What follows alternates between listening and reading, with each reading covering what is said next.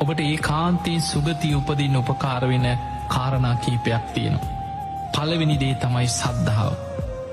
ඔබ නිතර බුදුගුණ සිහි කරනවන, ඔබ නිතර ධර්මී ගුණ සිහි කරනවන, ඔබ නිතර ආරි මහා ශ්‍රාවකයන්ව සංඝයාව ගුණ වශයෙන් සිහි කරනවන, ඔබේ හිතේ තුනුරුවන් ගැන අප්‍රමාණ සද්ධාවක් උපදිනවා.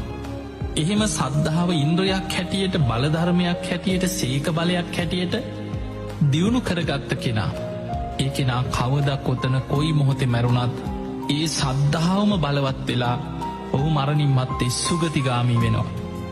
පිංහතුනි, දවසක් දෙවිවරු පිරිසක් දිවිය ලෝකෙ සතුටු වෙමින් ප්‍රීති ගෝසා කරනවා. දෙවිවරු බුදු කෙනෙක් පහළ වෙනකොට බුදුන් සරණ යන අය නිසා දිවිය පිරිස වැඩි වෙනවා කියලා දෙවියන් ප්‍රීති ගෝසා කරනවා. ඒකට හේතුව බුද්ධ ශූන්‍ය කාලවල ලෝකෙ බලවත්ම දේ තමයි නියත මිත්‍යා දෘෂ්ටිය. පින් පව් කියලා දෙයක් නෑ. ඕන අකුසලයක් කරපල්ලා. ඔය විපාක නෑ, කර්මපල කියල දෙයක් නෑ.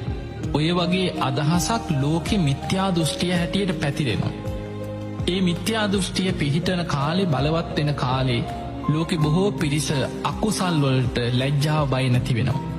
ඒ නිසා බොහෝ අකුසල් කරලා, පව්කං කරලා, මිත්‍යා දෘෂ්ටියේ යුතුව කටයුතු කරලා බොහෝ පිරිස මරණින් මත්තේ අපාගාමී වෙනවා.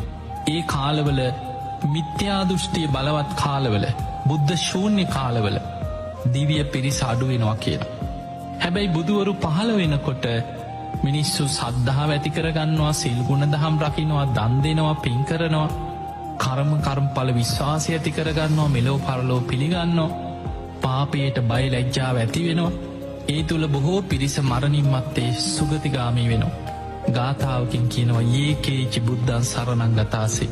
ස්වාමීනී භාග්‍යතුන් වහන්සේ යමෙක් බුදුන් සරණ ගියොත් අවබෝධේ නතිය ගමිස්සන්ති අපාය, ඒ අය නම් අපායවල් වලට වැටෙන්නේ නැහැ කිව්වා. පහාය මානුසං දේහම්, මානුසං කියන්නේ මේ මනුස්ස දේහය, මිනිස් කය, මිනිස් ශරීරය අතහැරියට පස්සේ දේව කායා පරිපුරෙස්සතියයි කාන්තෙන් සුගතිය යනවා.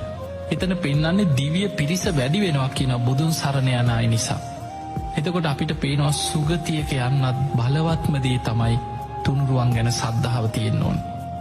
ඔබ කවදා කොතන කොයි මොහොතේ මැරුණා ඔබට සුගතිය යන්න නම් අවශ්‍ය පළවෙනිම දේ තමයි කිව්වා තුනුරුවන් ගැන සද්ධාව. පින්වතුනි, බුදුගුණ නිතර සිහි කරනවා කියන්නේ ඒක භාවනාව. ඒකට කියන්නේ බුද්ධානුස්සති භාවනාව. කෙනෙක් නිතර ධර්මයේ ගුණ සිහි කරනවා කියන්නේ ඒකත් භාවනාව. ධම්මානුස්සති භාවනාව. කෙනෙක් නිතර සංඝ ගුණ සිහි කරනවා කියන්නේ ඒකත් භාවනාව. සංඝානුස්සති භාවනාව. මේ විදිහට බුද්ධානුස්සති, ධම්මානුස්සති, සංඝානුස්සති අනුස්සති භාවනා තුනක් තුනුරුවන් ගුණ සිහි කරන කෙනාගේ හිත තුළ නිරන්තරයෙන් වැඩෙනවා. ඒ කෙනාගේ හිතේ තුනුරුවන් ගැන අප්‍රමාණ සද්ධාාවක් වර්ධනය වෙනවා.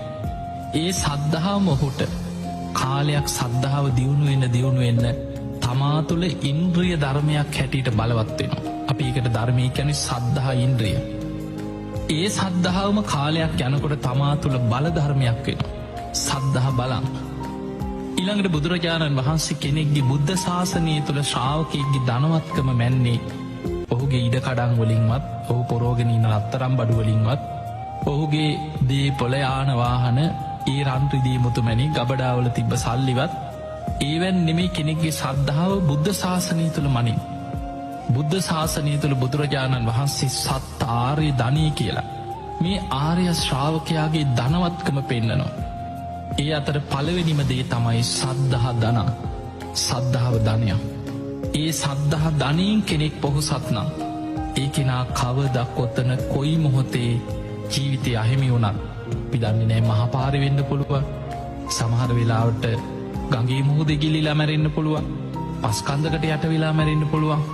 ජීවිතේ සමහරට නිදාගන්නේ උදේ නැගිටින්න දහසක් බලාපොරොත්තු ඇතු උදේ බලනකොට ඇඳීම මැරිලා. ඒ වගේ ජීවිතේ ඕනම මොහොතක ජීවිතය අවසන් වෙන්න පුළුවන්.